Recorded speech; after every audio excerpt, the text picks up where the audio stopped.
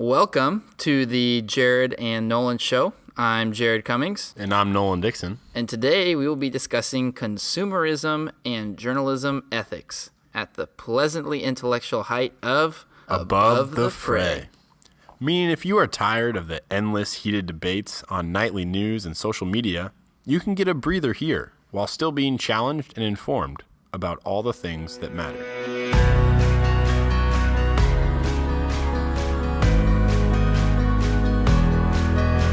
And you can catch us weekly on Tuesdays. If you have any ideas or things you'd like to hear us discuss, feel free to let us know. Send an email to jared.nolan.show@gmail.com or comment on whatever platform you're on. Thanks for listening. Welcome back. Episode number 2 for the Jared and Nolan show, where we're tackling consumerism right off the bat. So, Black Friday, Cyber Monday. It's been the best shopping week of the year. How was your well, let's start with Thanksgiving actually before we get into the shopping. How was family?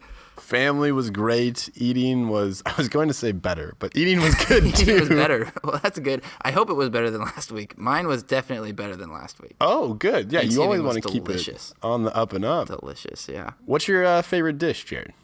Oh, honestly, it changes from year to year. At home, my grandma makes this really delicious cranberry relish that I think is probably my favorite. But I was at my girlfriend's place with their family this Thanksgiving, and her mom is an amazing cook, and the stuffing was to die for. It was so good. So good. A wonderful answer on multiple fronts there, Jared. Why, thank you. And we go straight from consuming all afternoon Thursday for some of us to consuming all day Friday, maybe all over the weekend, and then again on Monday, just buying more and more things. Yeah, I did all of my Christmas shopping. Black Friday deals are great for saving money while still being able to treat your family and friends to great gifts. I shopped Black Friday. I consumed a ton, feeling very broke at the moment, but I probably wouldn't have been able to afford those things normally without the discounts. So yeah, and that's a plus, more bang for your buck. Now, for those of us that might not have experienced Black Friday, or for those of us that might not necessarily have Black Friday around us, give us a quick overview and quick insight into what that felt like, the rush of trying to get that deal and trying to close this purchase that you wouldn't be able to make any other day of the year. Yeah, well, I do most of all of my Black Friday shopping online. So okay. I'm not that person who runs into Target at 5 p.m. right after they had their Thanksgiving meal in the afternoon. I mean, I don't know if you've seen those videos on YouTube where people have literally gotten killed by a stampede. I think that's an example of when consumerism has really gone too far. And I let's say American culture, but I think this is more characteristic of Western culture than maybe some of the other cultures around the world. And I think it's a problem. I think when Black Friday starts at 5 p.m. on Thanksgiving Day, that the Thanksgiving holiday is becoming more about not just consuming food, but consuming materials. Because then after you've, just pillaged your stomach with delicious food, you've got Friday. A lot of people did multiple Friendsgivings. That's becoming very common. I have one on Friday as well. So you got Thanksgiving with the fam, Friendsgiving on Friday, and then more Black Friday, Small Business Saturday, and then people still shopping on Sunday, and then Cyber Monday. Is it too much? It's certainly a lot. And similar to Thanksgiving food, some people, I think, argue that, well, it is a lot the day of, or it is a lot the weekend of. But if you just keep it to that weekend or that day, then it's good, right? Indulge once in a while, eat that feast, just as long as you're not doing it every day. I think the disconcerting thing here is that consumerism isn't just a one weekend a year thing. And although it might see an uptick during the holidays, I think in general, over the course of history, we have an uptick where consumerism is very pervasive today, where people are so focused on what they can buy next that I do think that becomes a potential obstacle for a better quality of life or a happier lifestyle. Yeah, I mean, George Bush, when he was president, there's a famous speech where he, encouraged American citizens to do their patriotic duty and go shopping because it would boost the American economy. Right. Our economy has really shifted from production to kind of service and consumption.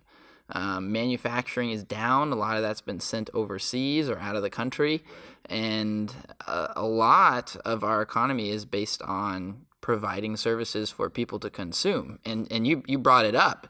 This is a change over history. If we go back to the 1800s, where people are working 80-hour work weeks as the norm, where they're up at sunrise 5-6 a.m. and don't get home till the sun sets. Whether they're working in agriculture or in the mines or even in the factories, working really long hours, where work is life. And today we have a lot of restrictions on child labor, on work benefits, work hours, where the 40-hour work week is more of the norm. And yet there's a ton more material wealth.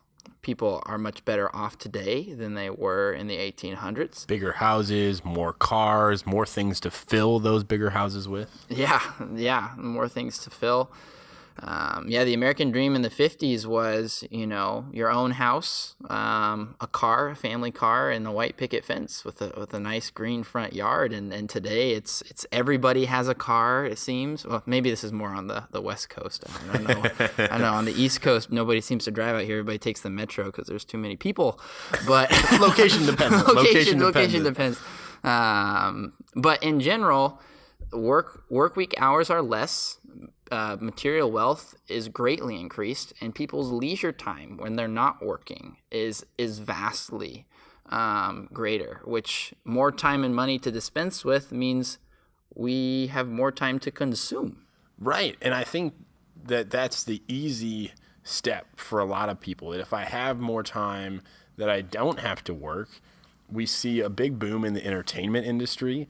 Whether that's Hollywood. Although the box office hasn't been doing so good now. Netflix and Hulu and Amazon are killing the game. It's quickly gone into all these streaming services where, although maybe you're not paying for that on a show per show basis. Could you imagine a coal miner binge watching, House of Cards back in 1810? Like, he wouldn't have time for that. He'd get no sleep. No, although it would be kind of neat if you were watching it in the mines where you have like all the lights off and you just had the videos. So it's kind of like a movie theater down there, right? Yeah. Fun fact about coal mining, they used to bring like birds and canaries like down into the mines because if, one of the dangers of coal mining is if, toxic gas gets released. Right. It can kill people, suffocate them, they can die. Very serious. And the birds would tend to notice this first. So if they noticed that the bird keeled over, they knew that they had to get out of there.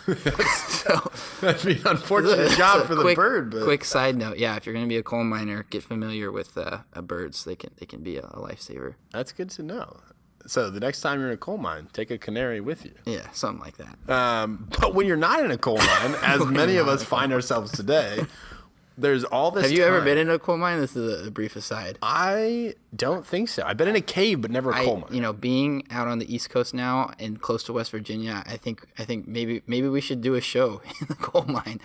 go to the coal mine to see what it's like, because Trump's bringing them back. They have seen a revival. I like that idea. We should visit a coal mine. Yeah, Nolan's giving me that look like, what are you doing? I'm totally off topic now. So let's bring it back. And the transition here is serious because we have more leisure time, less work hours, and more material wealth. The World Bank or the IMF, I forget where it's from.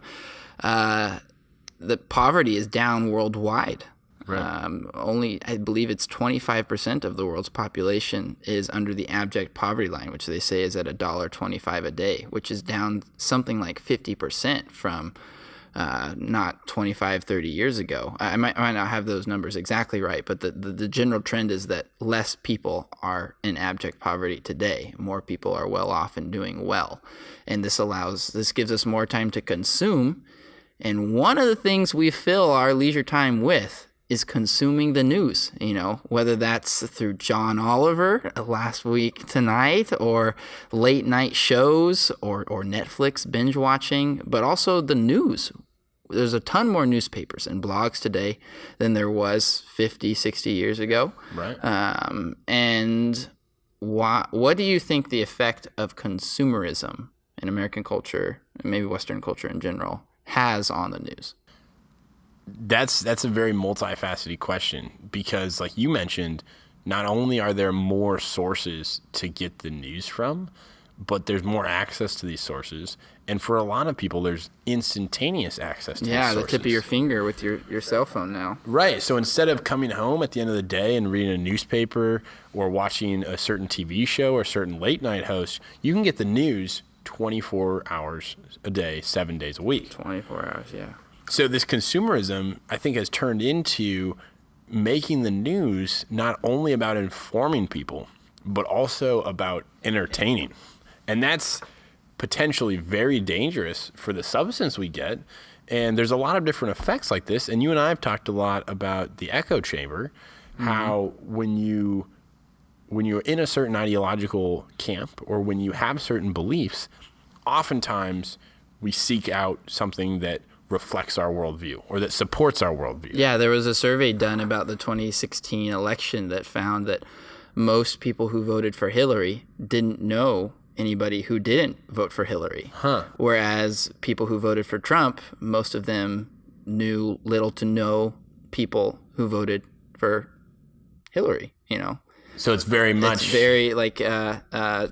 Charles Murray covers this in his book Coming Apart, that we kind of are the culture is dividing, it's shifting. People are going to communities that look like them, that believe like them, that talk like them. Right. There's almost like a natural segregation of people by beliefs, looks, party affiliation. We got the left coast, the liberal East Coast, the more conservative or right-leaning heartland. I think an important point to bring up with this kind of division of the culture along party lines, along ideological lines, along religious, non-religious lines, is how that affects the way we consume news. So everybody loves to talk about media bias. And, we talked about this last time, that sign I saw on my way to work, Fox News lies, to appease its billionaire donors. Donald Trump loves to bash on CNN. I don't know if you saw that meme of him at that World Wrestlers thing where they put that CNN logo on this person. It's this fake wrestling match. But anyways, it shows him beating up CNN.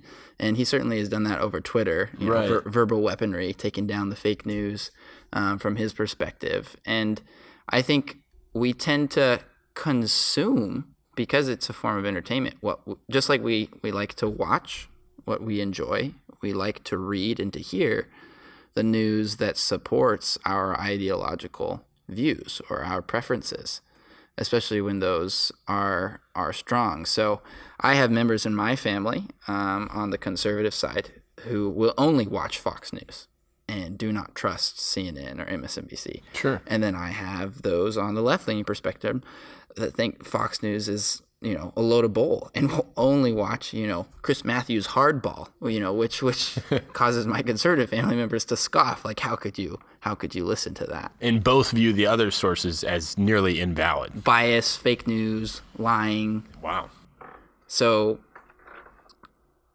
what is true? I mean, this is what we keep coming back to is in this sea of distraction, of time's deception, what is true? And I think this is where we bring up this really cool book that you haven't heard about it. It's called Trust Me, I'm Lying.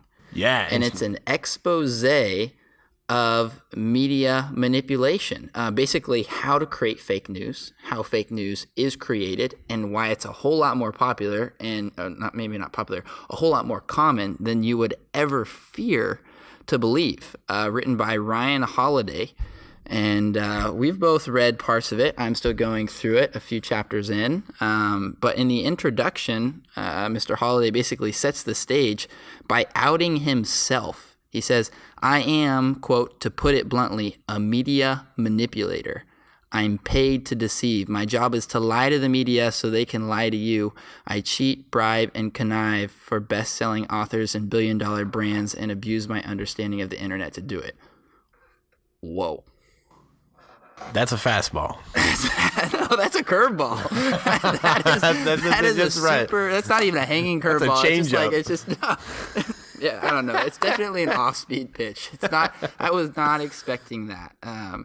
I think people generally love to believe the best about others. Right. Maybe that's not a generalization. There are pessimists, there are cynics, but I think in general, people want to believe that other people are good. They want to believe that they themselves are good. And what Ryan Holiday is exposing in his book is that no, people are lying, they are deceiving, and they are literally creating fake news. So he talks about how he worked for a client named Tucker doing a campaign for the movie I Hope They Serve Beer in Hell, also a very provocative title.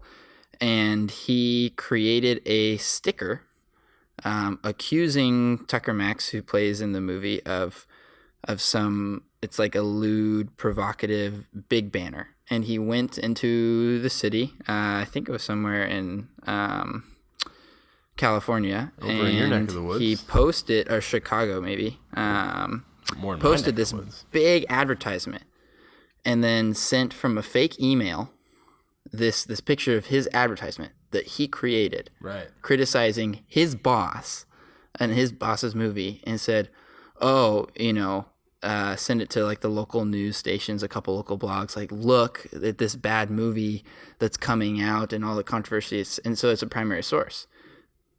And this story then works its way up the chain. He catches a blog, writes about it, saying, whoa, look at this crazy sign in the neighborhood near you. And then that local blog in that small town then gets picked up by kind of the region's newspaper. Yeah. The local newspaper makes the local news channel. And then it works its way up to the national newspapers, the national news, where they're talking about this little movie, because it's created an outcry in this small town. And fake news becomes real news on a local and national level. And it's fabricated. Completely the work of one man's hand playing many different roles. Yeah, sending multiple emails, of this picture, pretending to be multiple people. Right. And then one blog believing him, and then everyone subsequently believing that blog or the next person up the chain. Yeah.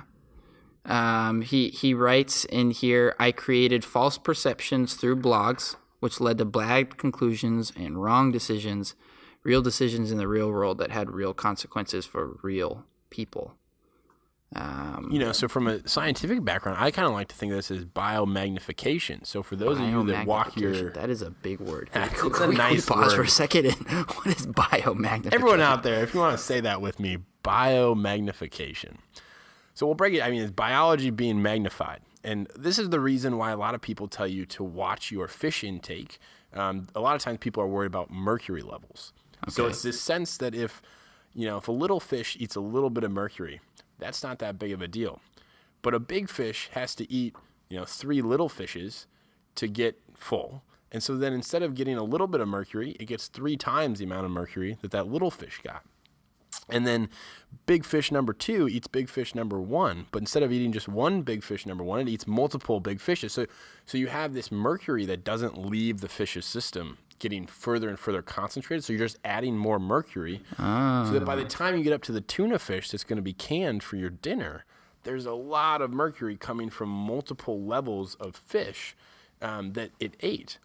And so maybe the analogy isn't perfect here, but if you get a big news station that's taking the story of a smaller news station, like a regional, that's taking the story of a local, that's taking the story of maybe an independent blogger, you get this seed of untruth or this falsified information, and it just gets magnified up the news food chain. And so now all of a sudden, instead of being an innocent Ryan Holiday out at a billboard, or even being an innocent prank, maybe we talked about some farcical websites, now it infects the national landscape, and it's infecting the realities of hundreds of millions of people. Yeah, their perceptions about what is real. Right.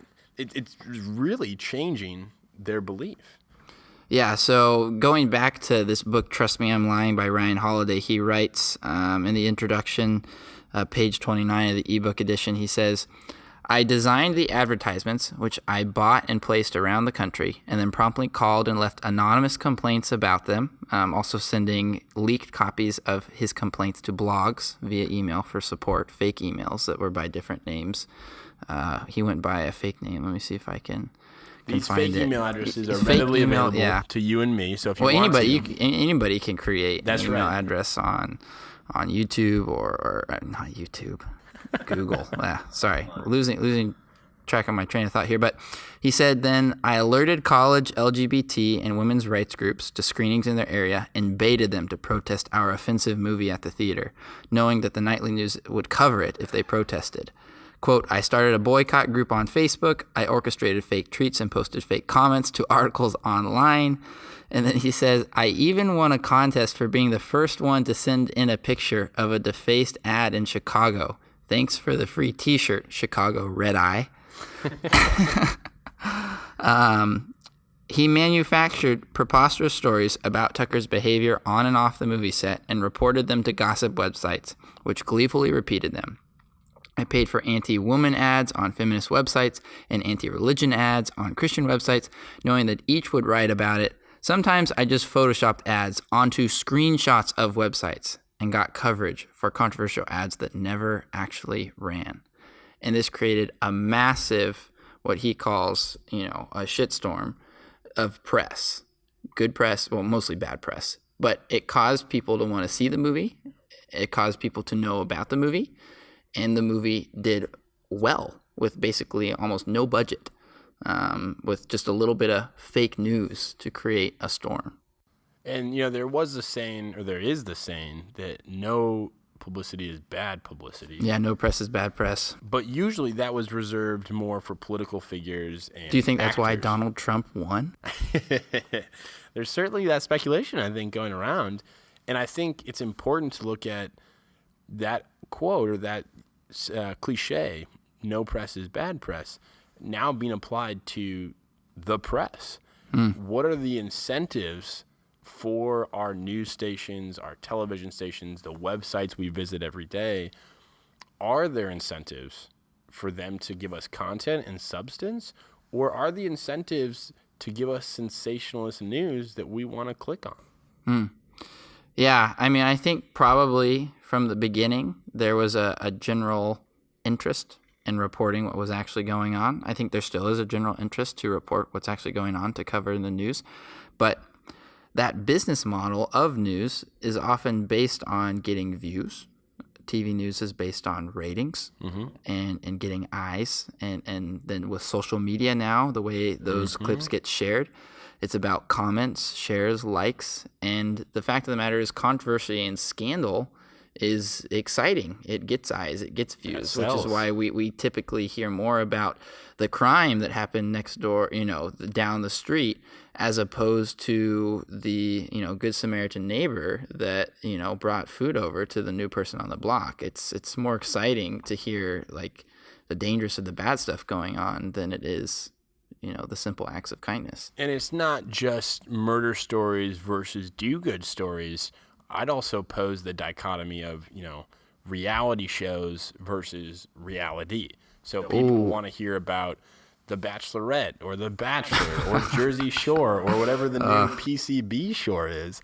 That's going to get more. I'm not entirely sure. Man, you are up on these. I was naming the news sources, but you got these popular shows. It's good. So you have that coming in that people generally might be more inclined to watch or listen to than information about the tax reforms that are, in the Senate and the House as we speak. So are you saying you would rather watch Jersey Shore than read page after page of the Congressional Budget Office's numbers on tax reform? To be honest, Jared, I probably wouldn't really enjoy doing either. Well, this is why we're above the fray. This is why we are unique. But I think the majority of people aren't interested in reading, you're right, page after page of mundane things that impact our reality. And instead, it's more enjoyable, it's less engaging or challenging mentally. Yeah. And it is that consumerist appetite that wants us to see these shows or to read these gossip pages or to pay attention to this news that we otherwise might recognize as ridiculous, but we go along for the ride because we're curious and because we do believe that people are going to tell the truth, and we're excited to know what's out there. So I think the human curiosity is pure, but now the sources that play on that curiosity are muddled. They're manipulating it, yeah, as Ryan Holiday talks in his book. And I think a good example of this is actually what Project Veritas uncovered at CNN. Now, there's a lot of controversy around Project Veritas, which is an undercover news type source where they send people into organizations that pretend to be liberal or pretend to be conservative or pretend they got popular because they had people go to abortion clinics and pretend to be interested in abortion or pregnancy services and film with hidden cameras the responses of people at Planned Parenthood. And some of the responses were very honestly grotesque and disturbing about kind of how nonchalantly they talked about it. But the most recent one is an undercover video they have at CNN with multiple workers there, and including some higher up organizers, news producers, saying that the Russia story was made up. That the Russian dossier, they didn't really have any serious evidence linking Donald Trump to Russia, but that the controversy was getting a lot of views, their ratings were going up. And so the top down was directing, we need more stories about Trump and Russia because this is what's popular. This is what people are interested in. This is what people want to consume, even though there wasn't a whole lot of factual evidence to base it. And yet today still there will be Democrats and those saying that this stuff, which has been proven, and the FBI has testified before Congress that it was the money trail has been released. The court documents were was unsealed. The financial statements. This company, Fusion GPS, was paid by Hillary Clinton and Democratic law firms to hire a British spy to create a fake document accusing Trump of no less hiring prostitutes to pee on a bed that Obama and Michelle Obama apparently slept in because he hated Obama so much. And then claiming all these connections to Russia. So it was a huge smear, real controversy, like some serious claims made. Yeah. And the FBI looked into it and still is looking into it. But it's been shown that this quote unquote dossier was fabricated. And they haven't been able to substantiate the claims. And then Project Veritas has this video, undercover video at CNN saying, more Russia, more ratings. Which is hard to dispute, right? There is a certain intrigue, but that comment you're saying, more Russia, more ratings, is showing that the focus has shifted from... People are... this is what they want to consume. And that's a news source, we need to give them that. And so the news source is catering to that. But the sacrifice is journalistic ethics. Yeah. The reality, the truth of the matter, if Trump actually does or doesn't have connections to Russia, that is being sacrificed. The reality and truth is being sacrificed at the altar of consumerism and like ideological self-affirmation. And let's not get too pessimistic here. Now there are alternatives to this incentive structure. And I think this is where a lot of people get upset with advertisements or maybe the capitalist form of media where they say, well, that's just it. That's the problem, is that money drives this machine. And to a certain degree, I think there's some truth. Journalists need to eat too. They have bodies to clothe, and a lot of them have families to feed. So journalists need to make a paycheck too. So the question is, where do those incentives come from? A lot of that is advertisements in today's world where you don't necessarily have to pay to see a website or pay to see certain news. Right. But there are different methods cropping up. So there's paywalls that newspapers and magazines will institute so that you can contribute. So it's the subscription base applied to an internet structure. Mm-hmm. There's services like, am I saying this right, Patreon? Yeah, Patreon. That's become very popular.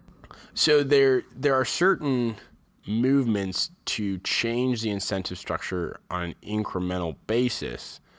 But I think what we're seeing is that that's certainly not making a dent. And it still produces a bias. You know, if you watch like Glenn Beck, The Blaze, or InfoWars, the types of companies that advertise on these shows, it's like survival, food prep, you know, the atomic beam, you know, and it kind of caters to this fear mentality. Yeah. That appeals to a certain degree of the audience. You know, Jared, another ad I saw recently was one about bikinis. What? What? So bikinis is a certain type of women's swimwear. And you wouldn't think that your comment about fear advertising would trigger this, but this bikini update came from a terrorism watch desk. A terrorism? What do you mean a terrorism watch desk? So John Oliver did a nice expose on Sinclair Broadcasting Group, I believe. Okay.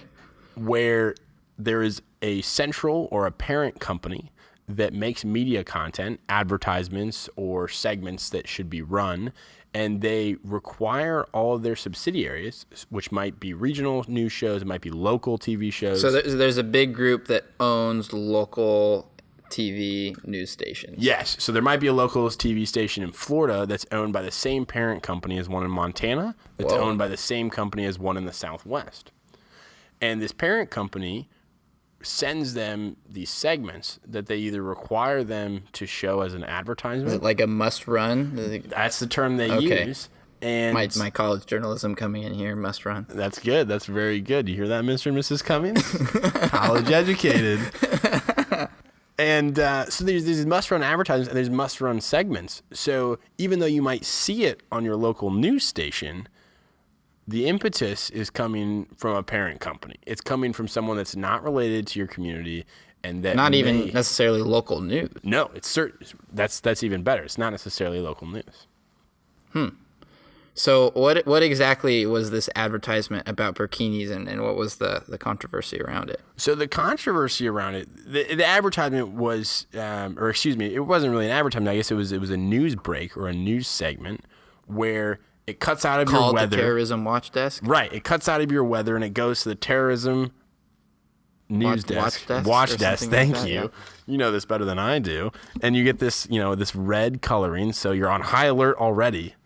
And it talks about what you need to know about terrorism in the world on your local news channel. Featuring people swimming at the beach in bikinis. And one of these watch desks had just that, featuring people swimming in the beach at bikinis and talking about outline bikinis. And the controversy here is implying that somebody swimming in a bikini is not a terrorist. Or that bikinis or the practice of wearing or not wearing them is remotely related to terrorism, which I think you and I would agree probably isn't the best indicator. No, I don't think. Yeah, that's a stretch for sure. So now you're having this parent company making local news run segments that are starting to imply cultural significance, tying cultures with terrorism. In other words, the journalism ethics are highly questionable. Highly questionable, but the important thing to recognize here is your local news station has their hands tied. It's not necessarily an option. They have to run it. They can't do anything about it. It's mandated by the parent company. That's right. It's like if your parent owns your car and you want to drive it one way and they say, you're driving it this way or you're driving it that way. And by driving it this way or that way, we both mean driving the speed limit. But it's not as easy as that, right? The way some local news stations get around this speed limit is they play these news segments, not the news segments, but at least the advertisements, at the lowest watch times of the day. Oh, interesting. But they still have to run it. So, even if it's at like 4 something a.m. There's still a couple people there. So, okay, this is interesting. So we have some examples, some liberal examples, some conservative examples, like Sinclair Broadcasting, maybe conservative. I'm not entirely sure, but it sounds that way.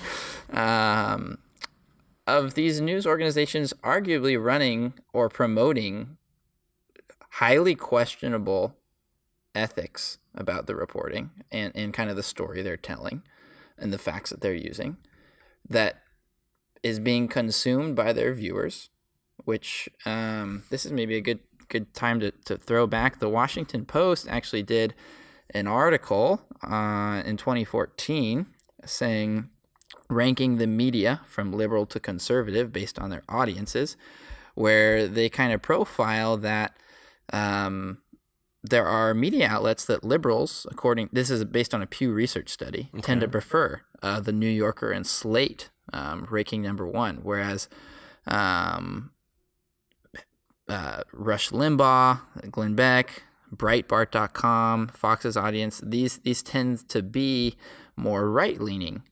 Whereas it says broadcast stations like NBC, CBS, ABC, online news sites like Yahoo and Google tend to be more middle of the road in terms of their audience.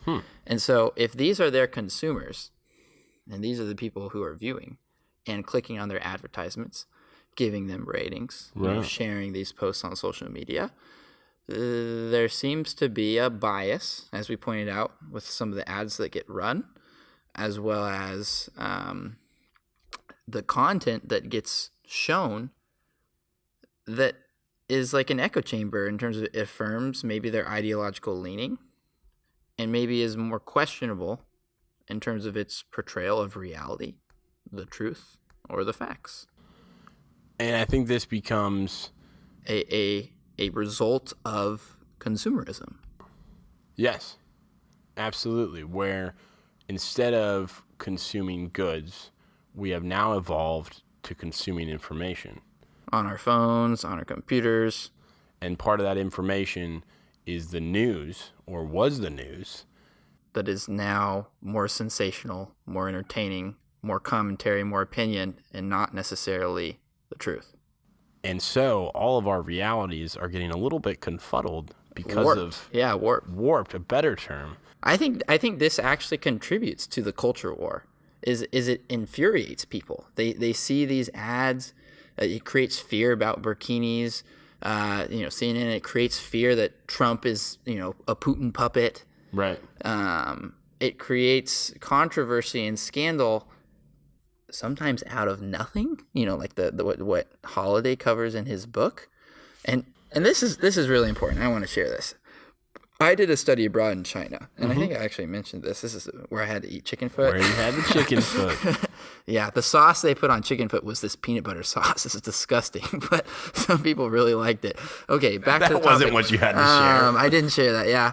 But I did talk about the sauce. So in China, they have a really strict control of the internet. Mm-hmm. There are certain sites that you can and can't access. Facebook for a long time has been banned. Google severely restricted. Right. A lot of Western media totally restricted.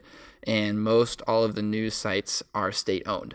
And so for those of us that haven't been to China, Jared, this would kind of like be clicking on a link in the United States and it says, website not found, or does not exist, your 404 error. But I don't even know that they would get a 404 error. It just is like censored. Like I don't even think it might redirect you to something. I don't know what they get. Bottom line is they can't access a lot of the websites. So you can't log into Facebook or Instagram. Those things are banned. And so a lot of Western media, which is critical of the Chinese government, which tends to be communist, is communist. It's a communist state. I was talking with some locals and asked them their thoughts. One of the guys actually shared with me that, he doesn't know why, because he hasn't accessed, he didn't know what Reuters was. He didn't know what the Wall Street Journal was. He never heard of, ABC, NBC, never heard of these. I asked him what he thought of the news, and he kind of said, I don't know that they always tell us the truth. But what was more important, not just hearing that from a local, my perception of Western culture was severely changed. Not severe in a bad way, but being divorced from Western media for 3 weeks, not getting any of the crazy headlines from not seeing any controversy or scandal. Trump's working for Russia. The Republicans are going to destroy the government by defaulting, by shutting down the government. Whatever the sensational headlines that we see that just make you angry, infuriated, frustrated, sad, depressed. I didn't get any of that for 3 weeks. And so I came back being very appreciative for the prosperity that I see in the United States. And also appreciative for the culture that I generally experience in the United States. Right. I still think that there is something that America does right, that we do well, that while we're not perfect and we have flaws and major flaws in our past, that we are still making an effort to do what's right and to right the wrongs, to end slavery, to reform the criminal justice system, to ensure that everybody has an opportunity to succeed. Like, these are things that we are striving to do, even though we don't always do it well. Right. And there's definitely bumps along the road. And yet, I, after that trip, heard a speech by this guy named Matt Walsh, conservative commentator, railing on how America is like one of the worst countries in the world. And I asked him after his lecture, he basically said America is like this sinner nation, has all these terrible problems. And that was like the theme of his speech, that he gave a lot of specific examples and facts, all true. But I asked him, had he ever traveled out of the country? He hadn't. He said Canada once, but nothing else beside that. And I told him about my trip from China. And I think everybody needs to get out of the United States who hasn't traveled out, because the rest of the world is very different. Very different. And I think it makes you appreciative for what we are doing right at home. Thanks for sharing that, Jerry. Yeah. So I think that the point from that whole story is that our media, based on the leisure time that we have and the consumerism that has become rampant in our culture, is entertaining us, sensationalizing us, creating scandal and fear and some fake news that is just getting views, comments, likes, shares. It's not as bad as everybody thinks it is or says it is. So it's important to be aware of the consumerism in our culture, but it's also important to be aware of the other cultures that exist and the magnitude of these problems in perspective. In context. To what others are experiencing around the world and to what we've come from, and hopefully to a better place that we're going. I want to add, we've given a lot of analogies today, some of them that we've experienced and some of them contrived. And I think the last one I'll leave us with is there's three fish swimming. Two fish are going one way, one fish is going the other way. They can be whatever color fish you want. And as the one fish passes the other, they say, "How's the water today?" And the fish kind of looks puzzled, but replies, "Fine." So those two fish swim on, and as they go past, that fish that said "fine" turns to his companion and says, "What the heck is water?" So sometimes fish are the last to realize that they're swimming in water. And I think that's what you're saying, where it's so important to realize the culture that surrounds us, the context that we ourselves are in, and that the stories we read are in. Our quote-unquote news, our quote-unquote journalists has become sensationalized, has become, exaggerated with these headlines, and yet we take it as real news because that's what we're seeing. Right, and that's the water we're used to. But it's important to get outside of our fishbowl, to travel to other countries. At some point in the near future, maybe travel to other planets, and to be able to give ourselves some perspective to understand what we're dealing with in the context of the larger picture. To get a good, true picture of reality. And to be fair, there's probably multiple... Because the world's very small inside a fishbowl, but very big outside of it. I like that. Well said. Well, this has been the Jared and Nolan Show. We hope you enjoy your life outside of the fishbowl. Outside of the fishbowl. Above that fray. Above that fray.